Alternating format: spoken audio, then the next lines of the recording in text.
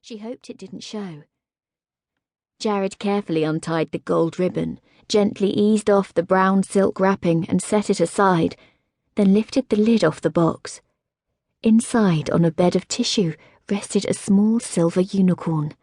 It stood 5 inches high, its thick neck bowed, its powerful front legs dancing in the air. Jared reached into the box, carefully removed the horse and held it up with reverence. "A unicorn," he said, his small fingers skimming over the shining horse that gleamed in the light of the candelabra in the centre of the table. "He's wonderful, Mamma." Jared had a collection of 4 other unicorns. He loved horses of every shape and size, and especially the mystical creature with the magic horn in the middle of its head. "I'm going to name him Beauty." Mason carefully wiped his moustache with his napkin and shoved back his chair. He had little patience with children, and that patience was clearly at an end. "It's getting late. Now that your birthday is over for another year, it is past time you went to bed." Anger penetrated her lethargy and the pounding that had started in her head. Elizabeth came to her feet. "Jared is my son, not yours. I will be the one to tell him when it's time for bed." She felt a tug on the skirt of her blue silk dinner gown. Her head was spinning. She hadn't realised Jared had gotten up from his chair. "It's all right, Mamma. Mrs. Garvey will be waiting for me." Mrs. Garvey was his nanny, a kind grey-haired woman whose own children were grown.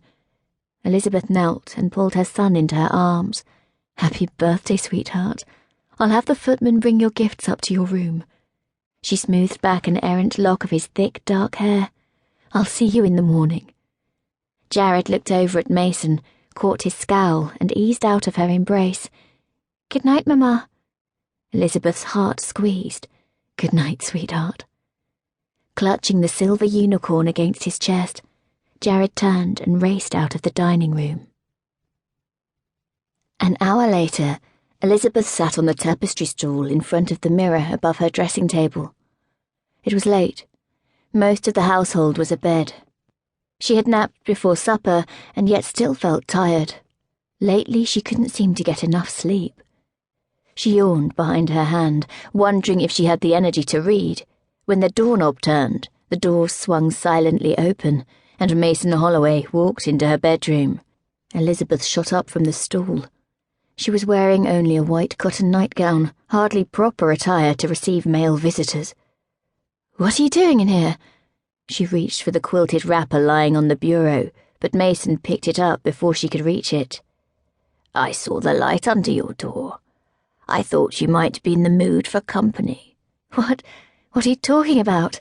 It's late, Mason. Your wife will be wondering where you are." "My wife has no say in where I spend my evenings." Instead of leaving, he tossed the robe aside and walked behind her, settled his big hands on her shoulders, and began a crude massage. Elizabeth's stomach tightened with revulsion. She knocked his hands away and whirled to face him, the movement making her dizzy, and she swayed a little on her feet. Mason caught her arm to steady her. "Still feeling poorly?" Elizabeth managed to pull free. "Get out," she said, but her head was pounding and the words came out with little force. Mason leaned toward her, bent his head and pressed his mouth against the side of her neck. His moustache brushed against her skin, and her stomach rolled with nausea.